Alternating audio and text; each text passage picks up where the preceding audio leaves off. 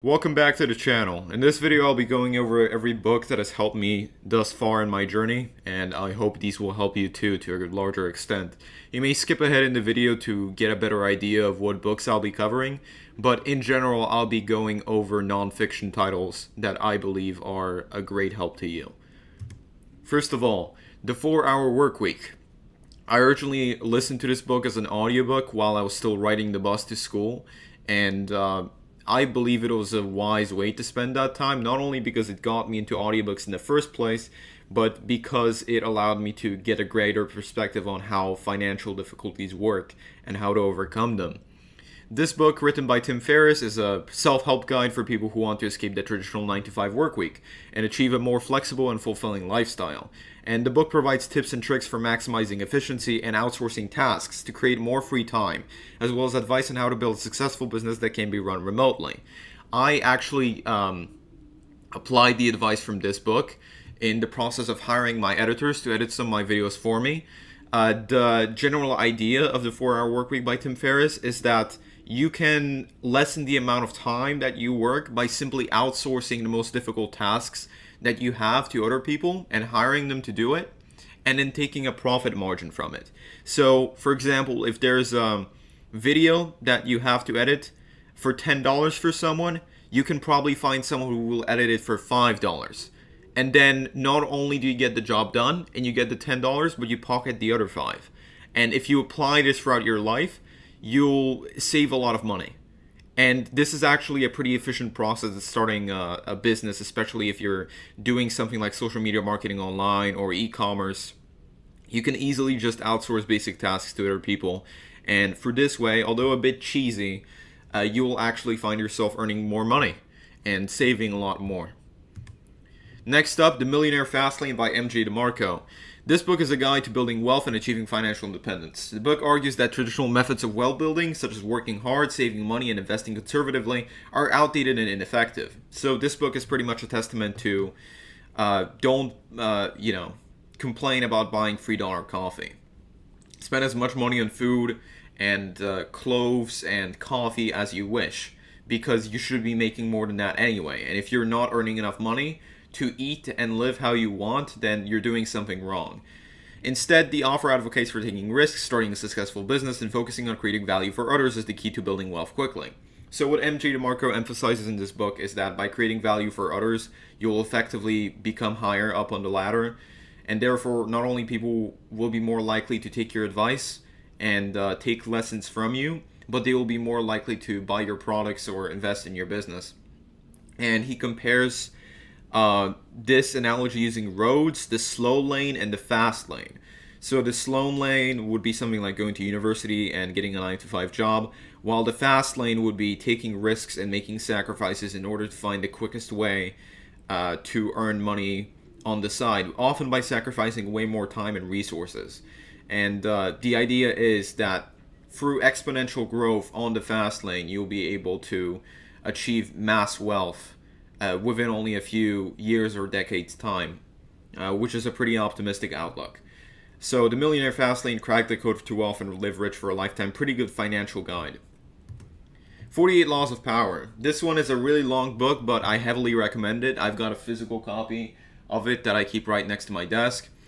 It's one of the Robert Greene books that I highly recommend. Written by Robert Greene, this book is a guide to understanding power dynamics and how to manipulate them to achieve success. The book offers 48 separate strategies for gaining and maintaining power, drawing on examples from history and literature to illustrate each point. So Robert Greene, because this is pretty much his writing style, uses historical analyses and at least 3 examples of historical events for each chapter from various eras, in order to craft a greater picture of what he means by power. And just from a point of view of already understanding history and knowing the general map of historical events, of geography, of geopolitics, this book will actually really help you. So if you're a fan of strategy games, or if you're super into like 20th century history or psychology or philosophy, these are pretty good backgrounds to get an understanding of this book on. And you'll find this really enjoyable, actually. So the author argues that understanding these laws and using them strategically can help individuals achieve their goals and overcome their enemies, which is a pretty good argument. Next up, how to win friends and influence people. This one is offered by Dale Carnegie, who is a well-known speaker and lecturer, and this book is a classic self-help guide to interpersonal communication and relationship building. It focuses on both of these to some extent. And the book provides practical tips for connecting with others, gaining their trust, and persuading them to see things from your perspective. One of the most determinate parts of this is talking less and listening more. That's pretty much what the book focuses on. So whereas the 48 Laws of Power focuses on specific laws, like Law 17, the Law of Absence, How to Win Friends and Influence People focuses on specific rules. For example, the rule of being genuinely interested in what the other person has to contribute to the conversation, and that way relaxing the tension between the two of you and gaining influence over them, which is a pretty weird psychological dynamic that not a lot of people know about. So it provides practical tips for connecting with others, gaining trust, persuading them to see things from your perspective. The author argues that these skills are essential for success in both personal and professional contexts, which is profoundly true. And it's titled The Only Book You Need to Lead You to Success. While I believe that's a bit of a over-exaggeration, it is Dale Carnegie we're talking about. And it's a bit of a book on how to please people. So if you're not naturally good at that, maybe you should look forward to this. Your choice. Next up, The Art of War, probably the quickest read on all of these. This book, written by Sun Tzu, is a classic treatise on military strategy that has become wildly influential in other fields, including business, politics, and sports. And the book provides advice on how to win battles and achieve strategic goals, emphasizing the importance of deception, agility, and adapting to changing circumstances. This book is essentially just a book on planning, as well as adaptability, how to adapt to a difficult situation. So you may find this book helpful not only in, planning strategic battles or setting goals for the future, but just getting through life every day in general. If you view life as a war, then The Art of War will generally prove beneficial to you. And I believe there's a lot of good lessons to be learned from this book. Next up, The Way of the Superior Man, pretty much called the Masculine Bible. This book is pretty well known for providing a lot of insights into spirituality as well as male self-development, and it's become picked up by more people in recent years. Offered by David Dita, this book is a guide to achieving greater fulfillment and success in life and relationships. And the book provides advice on how to embrace one's masculine energy and cultivate deeper intimacy with others, as well as practical tips for achieving personal growth and overcoming obstacles.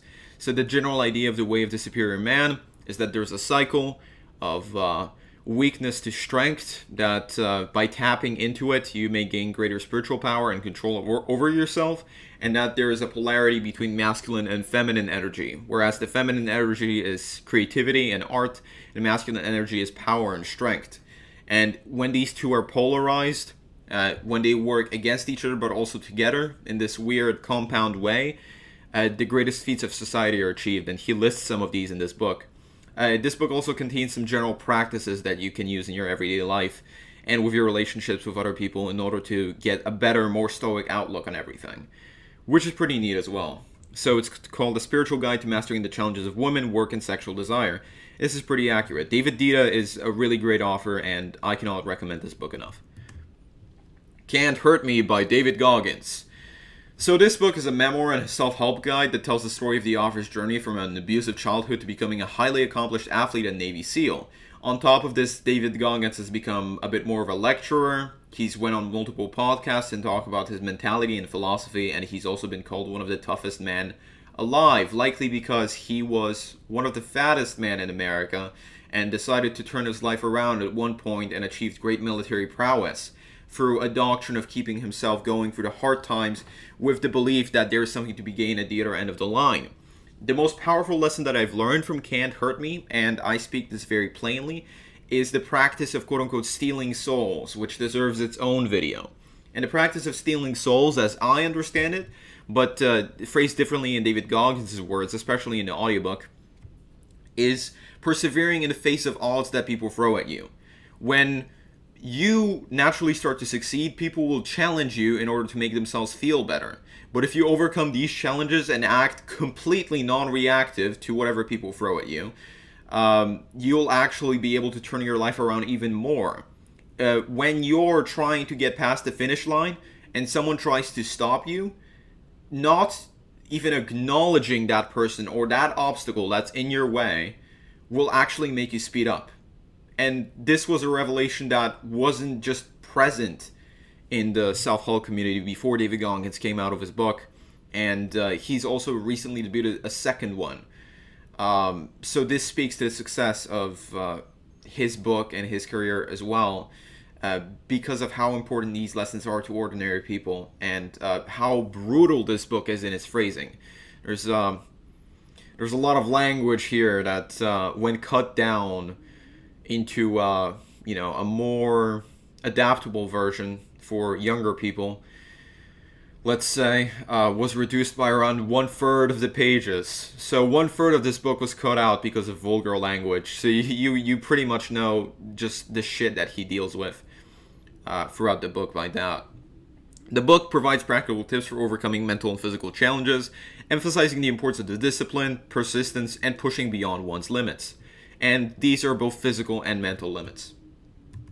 Next up, Think and Grow Rich by Napoleon Hill. And this book particularly struck me because while I was reading it, I read a specific part about Napoleon Hill imagining himself surrounded by a table of rich people every night before bed. And usually before bed, I go and do a set of push-ups. And when I get into bed, I attempt to meditate to see if I can calm myself before sleep. And while I do this, I've actually implemented the practice of imagining myself in this vision that Napoleon Hill suggested, surrounded by the people that I'd like to be like. So these are famous people from history, your idols, maybe some family members, just a general circle where you get around, you talk to these people. Of course, in your head, you imagine this. And having a vision like this can be greatly helpful throughout your waking life. And you can return to this space whenever you're calm, because you're training your brain. Not moments when when you aren't busy, when you're just meditating by yourself or thinking, you're surrounded by this warm energy. And by pretty much gaslighting your brain into thinking that whenever you're alone, you're with the people that you want to be around, working by yourself towards your goals becomes a lot more enjoyable. And it's just some really sketchy spiritual shit that somehow works. And this book basically talks about attracting money. That's the main point.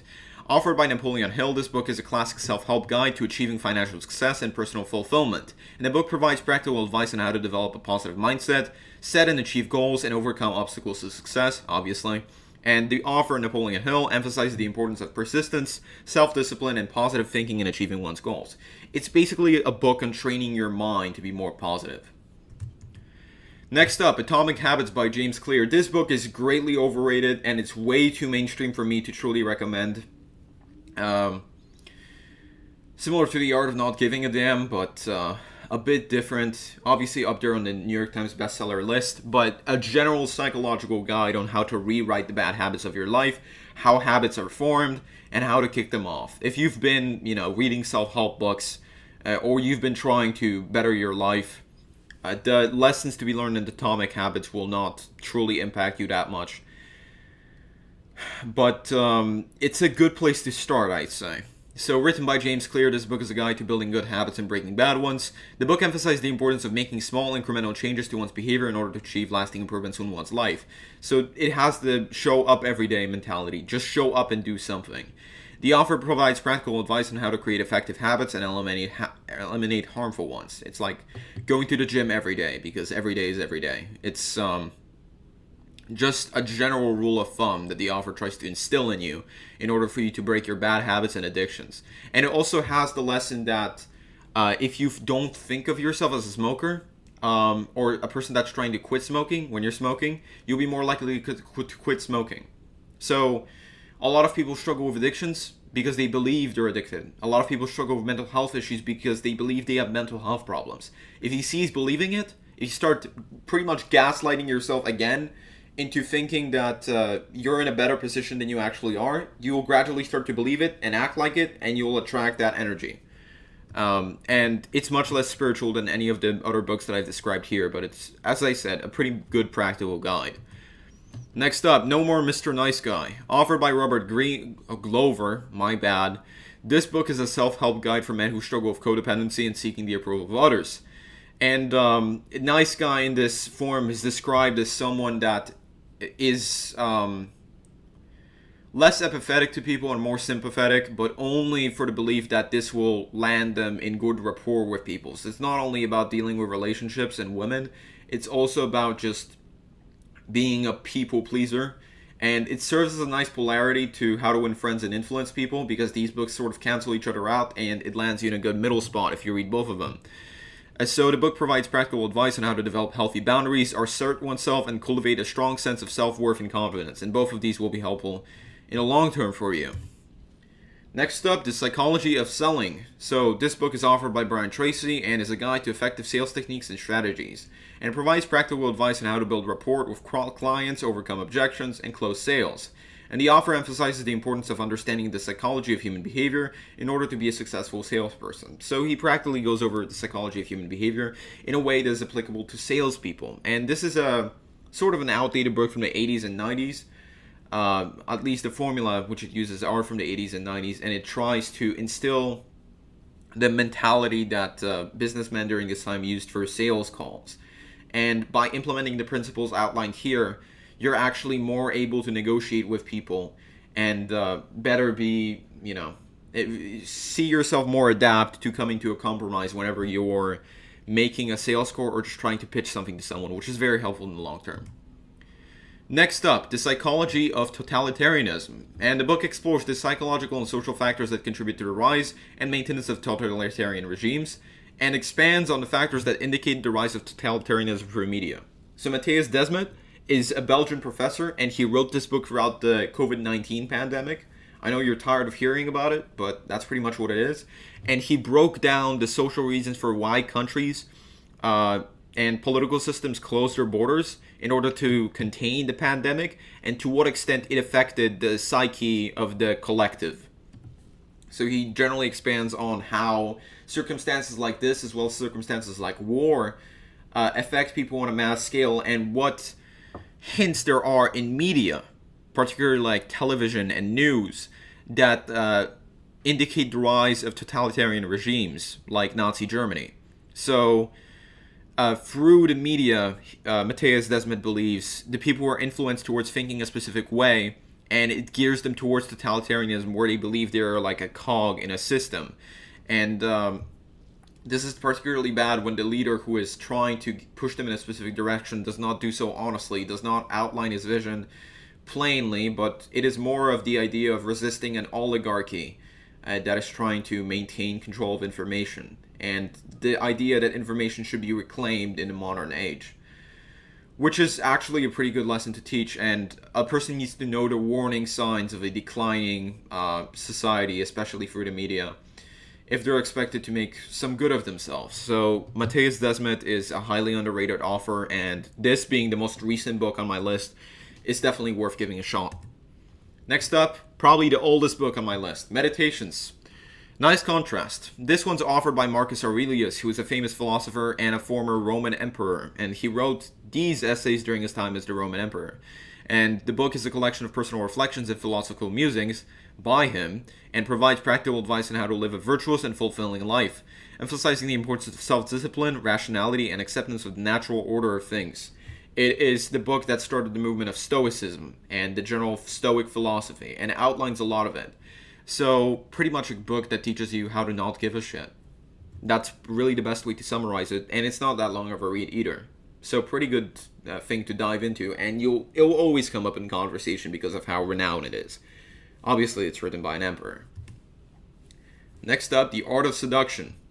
So this goes in good pairing with Revolt Against the Modern World, which, spoiler alert, is next on my list. But the two, in my opinion, should be read ideally at the same time. They deal with charm and the topic of spirituality in much the same way, and they're a great contrast to one another. I wouldn't recommend reading this book with the other book by Robert Greene that's on this list. Robert Greene is the only author that repeats on this list, as he authored both The 48 Laws of Power and The Art of Seduction. But these books don't go well together, even though they're written in a similar style, because this one is about the subtle and manipulative tactics of seduction and the underlying psychological processes, whereas the 48 Laws of Power is more about maintaining control. So they're entirely different topics, even though there's some intersection. And the book provides advice on how to manipulate one's appearance, behavior, and language in order to seduce others and achieve one's goals. In a greater sense, it deals with crafting this idealized image of being imaginative, of being intuitive, in touch with people's needs, and using that ability to stay in touch with people's needs to get on their good side. And it has that hint of manipulation that all Robert Greene books do, but it also breaks down the different types of seduction so that you may be able to resist it better and also learn how to use it to your advantage. So, a really great psychological deep dive into seduction, and probably one of the best books on it out there. Next up, paired with The Art of Seduction, I believe, Revolt Against the Modern World. Personally, one of my favorite books, written by the extremely controversial Julius Evola. This book is a critique of modernity and a call for a return to traditional values and spirituality. The author argues that modernity has led to the decline of Western civilization, gives examples, gives philosophical musings, and advocates for a revival of ancient wisdom and spirituality to restore order and meaning to society. If you've ever been curious about things like Hinduism and Buddhism and ancient Vedic traditions, this book is pretty much all about it. It is a difficult read. It uses a lot of language that is archaic and arcane and not really difficult to, not really difficult to imagine, but somewhat problematic to decipher. It's language that you've seen before, but in strange text structures and combinations that you may not be used to. Evola writes in a very essayist style that is more abstract to some. But the general point of this book is that there lie great contradictions between the traditional world, as Evola sees it, before the 1600s and the Enlightenment, and a modern world. And that the modern world, in spite of all its technological advancements, has only declined in its adaptability to the individual. And this is one of the major reasons for the rise of dissatisfaction in the West. And it eventually predicts the breakdown of spiritual values in the West, and how adopting traditional values in different parts of the world may be beneficial to communities and traditions, largely sourcing ancient religious texts as the main point of argument. There's a lot of material in this book that is more all over the place and would need a complete breakdown, but it is one of the most readable texts regarding spirituality, and possibly one of the greatest philosophical works of the 20th century, in my opinion. Next up, another self-help book. This is probably the most self-help guide that you would traditionally associate with the genre here. But it's also very interesting. So this book is a self-help guide for men seeking to improve their relationships and dating skills, and it provides practical advice on how to develop confidence, attract women, and maintain healthy relationships. This book reasserts that only 3% of men truly understand women, which leads to the development of most toxic relationships from the man's side. So it blames the struggle in relationships on the man. So, yeah, that's a unique perspective.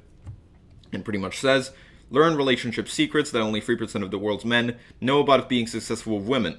And it goes into a lot of the idea of maintaining some sort of intrinsic value and having a filter system to make sure that you don't develop toxic relationships in your life. So, a pretty good read, I'd say. Next up, 12 Rules of Her Life. I've only read this recently, and I'm not a big Jordan Peterson fan, but I thoroughly enjoyed this book, simply because of how creative it was. And it's a self-help guide for individuals seeking to live a meaningful and fulfilling life, perhaps without coughing their lungs out. The book provides practical advice on how to develop self-discipline, take responsibility for one's actions, and find purpose and meaning in life. There are chapters like why you should always pet cats, or why you should never interrupt kids while skateboarding. And Jordan Peterson goes into the raising of his own daughter, Michaela, the lessons that he learned throughout his clinical practice, as well as the general historical and philosophical examples for each rule. He starts off talking about something like the idea of responsibility and goes on into the lobster hierarchy. He goes and delves into these very intricate ideas that have some connections to what he's talking about, but are generally distant enough for the book to be interesting and take you on this wild ride. I severely recommend this book simply because it was one of the best examples of how to structure something intuitively and creatively while still making it a working manual. The Unplugged Alpha. So this book is authored by Richard Cooper and is a self-help guide for men seeking to improve their dating and relationship skills. And the book provides practical advice on how to cultivate masculine energy, attract high-quality women, and navigate the landscape of modern dating. This book is very crude and to the point, but to many in this community it will severely serve as an impactful guide, as it also underlines the idea of having an intrinsic value, but takes this to a much more extreme level and focuses on the aspect of cultivating masculine energy primarily as a stepping stone to having the intrinsic idea of holding value oneself. And the last on my list, The Myth of Sisyphus by the legendary Albert Camus. This book is a philosophical essay on the nature of human existence and the meaning of life. It is primarily meant as an antidote to depression, and it argues that just like Sisyphus was condemned in the myth to pushing a boulder up a mountain forever, the only way to avert pain is to thoroughly enjoy it. And by terming himself somewhat of a self-masochist, Sisyphus could thoroughly enjoy his life of dragging a boulder up a hill forever simply because the struggle itself is worth living for. So the myth of Sisyphus seems to reassert that the struggle is one of the most essential parts of life, which is a very new idea in Camus' era. And this comes across as a particularly avant-garde essay. And the author, Albert Camus, uses the myth of Sisyphus, who is condemned to roll a boulder up a hill for eternity, as a metaphor for the human condition of facing a meaningless and absurd world. The myth of Sisyphus also introduces the philosophy of absurdism. So this is its doctrinal text, or at least it is considered its doctrinal text. The book explores the themes of freedom, choice, and a rebellion against the absurdity of life. And rebellion against the absurd, through the absurd, is something that we truly need in the modern world. This has been my list of books. Thank you for watching, and I'll see you in the next one.